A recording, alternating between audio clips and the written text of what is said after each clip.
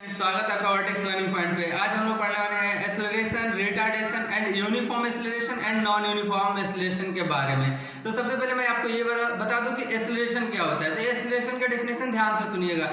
Change in velocity per unit time is called acceleration. क्या? Change in velocity per unit time is called acceleration. अब definition की बात खत्म हो गई। अब हम लोग क्या करें? एक्सेलरेशन का फॉर्मूला डिराइव कर लें। क्या करें? एक्सेलरेशन का फॉर्मूला डिराइव कर लें, क्योंकि मैं बार बार आपसे कहता हूं कि फिजिक्स में फॉर्मूले बहुत ही ज्यादा इंपॉर्टेंट होते हैं। तो चलिए अब हम लोग क्या करते हैं? एक्सेलरेशन का फॉर्मूला डिराइव करते हैं। ठीक, तो मान लीजिए कोई एक कार है, ए से बी तक जाना है उसे।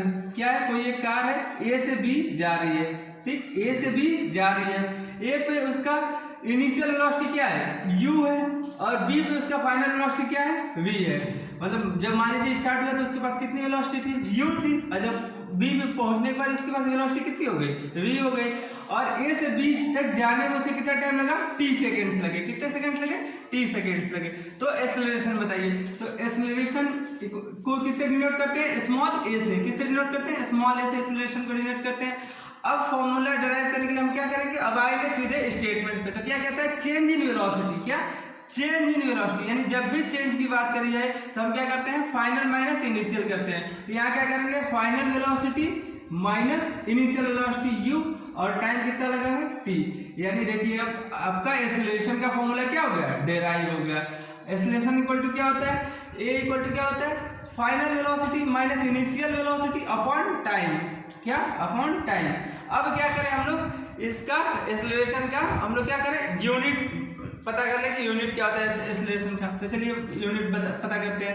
तो ये क्या है? चेंज इन वेलोसिटी है, यानी वेलोसिटी है। तो वेलोसिटी की यूनिट क्या होती है? मीटर पर सेकेंड। क्या होती है? मीटर पर सेकेंड।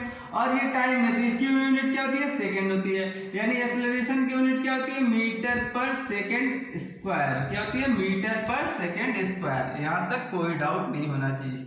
ठीक, और मैं एक चीज ये बता दूं कि एक्सेलरेशन क्या है? एक वेक्टर क्वांटिटी है। क्या है? एक वेक्टर क्वांटिटी है। इतना ध्यान रखना है। अब चलिए एक मैं एग्जाम्पल के थ्रू आपको एक्सेलरेशन, रिटार्डेशन सारी चीजें मतलब एक्सप्लेन कर दे रहा हूँ। मान लीजिए कोई कार थी, ए से बी जाना था उसे। ए से बी जाना था। ठीक, तो इसकी इनिशियल वेलोसिटी क्या थी? 10 मीटर पर सेकेंड थी। क्या? 10 मीटर पर सेकेंड थी। और यहाँ बी पे पहुंचते पहुंचते इसकी वेलोसिटी क्या हो गई? 20 मीटर पर सेकेंड। और ए से बी तक जाने में कितना टाइम लगा? 1 सेकेंड। कितना लगा? 1 सेकेंड। तो मैं इस केस में अगर एक्सेलरेशन की बात करूं तो एक्सेलरेशन क्या होगा? ए इक्वल टू क्या होता है? फाइनल वेलोसिटी कितनी है? 20 मीटर पर सेकेंड माइनस इनिशियल वेलोसिटी कितनी है? 10 मीटर पर सेकेंड अपन टाइम कितना लगा है? 1। यानी 20 माइनस 10 कितना हो गया? 10 हो गया। 10 अपन 1 क्या हो गया? 10। यानी 10 मीटर पर सेकेंड स्क्वायर। ये क्या आ गया? एक्सेलरेशन आ गया इस केस में। ठीक, अब जरूरी तो नहीं कि हम हर बार वेलोसिटी को इंक्रीज ही करें। जरूरी तो नहीं था हम हर बार क्या करें? वेलोसिटी को बढ़ा ही रहे हो। अगर मान लीजिए हम यहाँ से स्टार्ट किए, अगर ब्रेक लगाना स्टार्ट किए तो यहाँ आके बाइक रुक गई तो क्या हो गया? फाइनल वेलोसिटी क्या हो जाएगी? 0 हो जाएगी। क्या हो जाएगी? 0। मान लीजिए कोई भी 4 व्हीलर हो या बाइक हो, चला रहे हैं, स्टार्ट हमने किया 10 मीटर पर सेकेंड की स्पीड से, सॉरी वेलोसिटी से, और यहाँ बी तक पहुंचते पहुंचते हमने ब्रेक लगा रहे हैं। हम लोग क्या कर रहे हैं? ब्रेक लगा रहे हैं। तो फाइनल वेलोसिटी कितनी हो गई? 0 हो गई। तो इस कंडीशन में हम एक्सेलरेशन निकाले। क्या करें? इस कंडीशन में एक्सेलरेशन निकाले तो देखिए क्या निकल के आ रहा है। इस कंडीशन में ए इक्वल टू क्या होता है? Final velocity. फाइनल वेलोसिटी क्या हो गई है? 0 हो गई है। माइनस इनिशियल वेलोसिटी कितनी है? 10 मीटर पर सेकेंड अपॉन टाइम कितना लगा है? 1 सेकेंड। यानी इस केस में एक्सेलरेशन क्या आ गया? -10 मीटर पर सेकेंड स्क्वायर। ठीक, क्या आ गया? -10 मीटर पर सेकेंड स्क्वायर। ठीक, तो देखिए एक्सेलरेशन क्या आ गया है? इस केस में नेगेटिव आया है, इस केस में पॉजिटिव आया है। तो यहीं से एक चीज आपको मैं बता दूं, negative acceleration is called retardation. Negative acceleration को ही क्या बोलते हैं हम लोग? रिटार्डेशन बोलते हैं। और रिटार्डेशन की यूनिट भी क्या होती है? मीटर पर सेकेंड स्क्वायर ही होती है। ठीक, रिटार्डेशन की यूनिट क्या होती है? मीटर पर सेकेंड स्क्वायर। जरूरी तो नहीं कि हम बार बार वेलोसिटी बढ़ाते ही रहें। कभी कभी हम ब्रेक लगाते हैं तो हमारी वेलोसिटी क्या होती है? कम होती है। तो उस केस में जो एक्सेलरेशन जनरेट होता है उसे रिटार्डेशन बोलते हैं। अगर हम वेलोसिटी को इंक्रीज कर रहे हैं तो उसे पॉजिटिव एक्सेलरेशन जनरेट होता है। ठीक, और नेगेटिव एक्सेलरेशन को क्या बोलते हैं? रिटार्डेशन बोलते हैं।